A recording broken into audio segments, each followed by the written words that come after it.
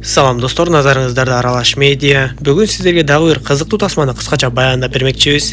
Тасманын башында эле авиакомпаниянын жетекчиси Том Муллен аттуу адам менен таанышабыз. Ал өз ишинде өтө ийгиликтүү болуп, финансылык жактан жакшы жетишкендиктерге жетишип, элге көрүнүктүү бай адамга айланат. Албетте анын эң башкы байлыгы анын үй бүлөсү. Аялы Кейт жана Шон деген бир уулу бар болчу. Мындан бир канча жылдар мурун Томдун ишинде бир окуя болуп, ошол кезде Том мыйзамсыз болуп эсептелген келишимден баш тартууну чечет. Натыйжада Томдун жардамчысы Джеки деген адам түрмөгө түшүп, Том өзү болсо жазадан кутулуп кеткен. Ошондон бери эле ФБРдин кызматкерлери Томдун үйүнө бат-баттан келишип, Томдун ишинен бир илинчек издеп жүрүштү. Ошентип Том бир күнү уулу менен аялынын жарманкесине барат. Иш чарада Кейт менен Том ар кайсы адамдар менен сүйлөшүп, жүрүшүп, алаксып кетишип, бир кезде көпчүлүктүн арасынан Шонду жоготуп жиберишип, дайынсыз эле таба албай калышат. Дароо эле ошол жердеги видео камераларды текшерип карап көрүшүп, бирок Шон кайсыл учурда кантип жоголуп кеткени такыр эле белгисиз болуп жатты. Ошентип Том менен Кейт эми эмне кыларын билбей турушса, телефонго кимдир бирөө чалып, Том ага жооп берери менен эле телефондун артындагы адам барымтачы экендиги белгилүү болот. Үнүн өзгөртүп сүйлөгөн адам Томду уурдап кеткендигин айтып, ФБРге полицияга байланышсаң балаңды өлтүрөбүз деп коркутуп, Томдун электрондук поштосуна бир видеону жөнөтүп жиберет. Ал видеодо Шон караңгы бөлмөдө колу буту керебетке таңылып, көзү жабылган абалда жаткан болот. Аны көргөн Кейт менен Том эми эмне кылаарын билишпей көпкө чейин ойлонушуп, акыры Том болбой эле ФБРге байланышып бардыгын айтып берет. Адис Хокинс жетектеген тыңчылар Томдун үйүнө келишип, изилдөө иштерин жүргүзүүдө кандай пландарга барабыз деп пландай башташат.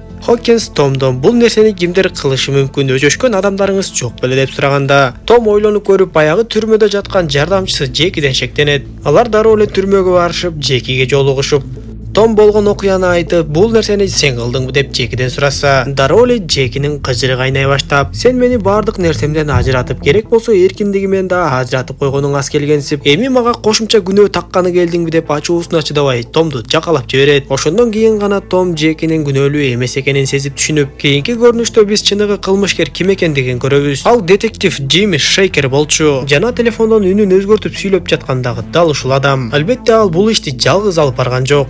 Алдына жалдап койгон 3-4 адамы бар, жана алардын бирөөсү кыз болчу. Ошентип кийинки күндөн тарта иш кызуу башталып, албетте Шейкер Томго телефон чалып, бир канча $1 миллион акчаны алып бир жерге келүүсүн талап кыла баштайт. Хокинстин командасы болсо телефон чалып жаткан адам кайсыл жактан чалып жатканын билгенге аракет кылышып, бирок Шейкердин командасы дагы бардыгын кылдаттык менен жазап койгондуктан алардын жайгашкан жерин табууга мүмкүн болбой жатты. Акчаны жеткирүүчү жерге Хокинстин адамдары бармакчы болуп, бирок Том акчаны жеткирүүгө өзүм барам деп туруп алат. Айтор Том унаасын айдап айтылган жакты көздөй жөнөп, ФБРлер аны көзөмөлдөп жатышты.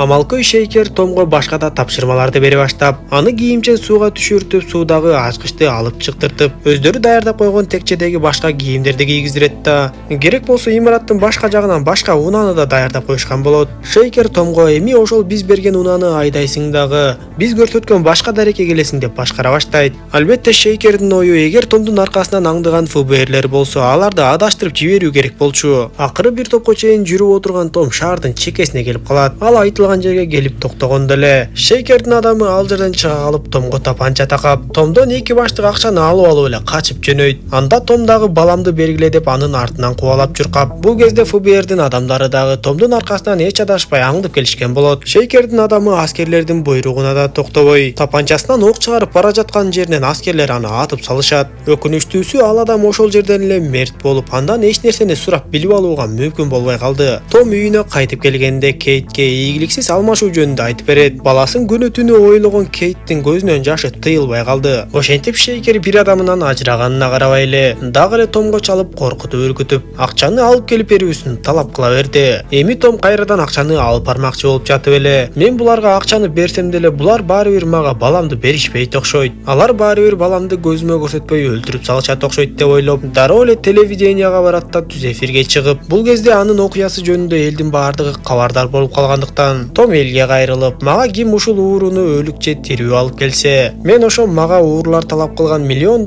акчаны силерге берем деп жарыялайт. Ал эми Шейкердин командасы болсо ойлогон ойлору оңунан чыкпай кыйын абалда турушат. Кечээки өлүп калган адамдын агасы дагы алар менен бирге болгондуктан, агасы Шейкерге мен инимен ажырап калдым, эми полициялар мени дагы издешет деп, бул иштен чыгып качып жок болуп кетүүнү пландай баштайт. Бирок Шейкер командасына баштаган соң аягына чейин барасыңар деп бардыгына күч колдоно баштайт. Кыз Шондун бөлмөсүнө кире калса эле Шон оонап жатып бир көзүн ачып алган болот. Шон кызды көрүп калаары менен кыз анын көзүн кайрадан таңып, алар Шонду тамактандырып турушканы менен Шонго өтө коркунучтуу болуп жатты. Хокинс дагы Кейт дагы Томго келишип, уурулар сураган акчаны берип эле салалы деп көндүргөнгө аракет кылышат. Кейт Томго башкадан аябаган акчаңды баладан аяйсыңбы? Балабыздан ажырап кала электе акчаны берип эле салалычы деп ыйласа, Том уурулар акчаны алгандан кийин баласын кайтарып берерине көзү жетпей, телеканалга барып жанагы уурунун башына койгон акчаны дагы бир канчага көбөйтүп салат. Ошондо Шейкер Томго дагы бир жолу телефон чалып, уулуңду экинчи көрбөйсүң деп айткандан кийин тапанчанын катуу атылган үнү чыкты. Ошондон кийин Кейт дагы Том дагы Шонду өлдү деп ойлоп калышып, өздөрүн күнөөлөшүп катуу кыйнала башташат. Ал эми Шейкердин командасы болсо акча жагынан эч кандай жыйынтык чыкпай турганын билишип, баланы өлтүрүп көмүп салып качып жок болуп кетүүнү пландай башташат.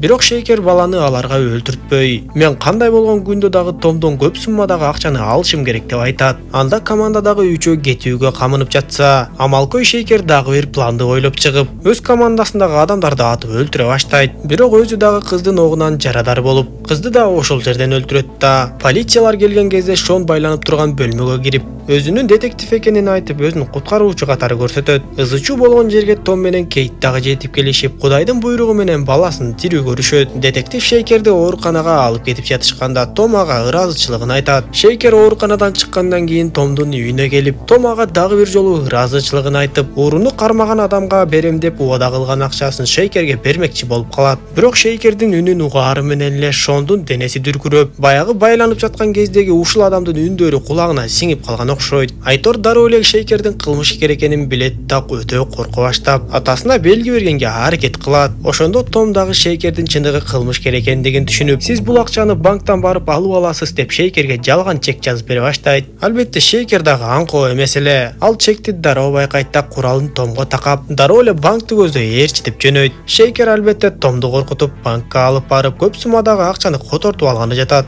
Андан соң жеке учагың менен мени башка өлкөгө чыгарып жибересиң деп мажбурлап, Том учакты даярдайын деп Хокинске чалаары менен эле Хокинс бардыгын түшүнүп калат. Экөө банкка кирип, Том Шейкердин эсебине бир канча сумманы которуп берет да, кайра сыртка чыгаары менен эле Хокинс бардыгына кабар берип койгондуктан полициялар Шейкер жөнүндө кабардар болуп калышыптыр. Сезип калган Шейкер ал жердеги эки полиция кызматкерин дароо атып өлтүрүп качып жөнөгөндө, Том анын аркасынан кубалап экөөнүн ортосунда мушташ башталат. Мушташууда экөө дүкөндүн айнегин талкалашып, бул кезде башка полициялар жана ФБР дагы ал жерге жетип келип калат. Том Шейкердин тапанчасын алганга мүмкүн болуп ошол жерде турса, полициялар экөөнү тең колун көтөрүүнү талап кыла башташат. Аргасы түгөнгөн Шейкер жыгылымыш болуп жатып эле бутуна катып койгон дагы бир тапанчасын тездик менен алып чыгып Томду өлтүрмөкчү болуп калат. Бирок тапанчаны кармап турган Том андан биринчи атып жиберип, Шейкер ошол жерден көз жумду. Окуя болгон жерге Кейт дагы жетип келип, бир өлүмдөн калган жолдошун кучактайт.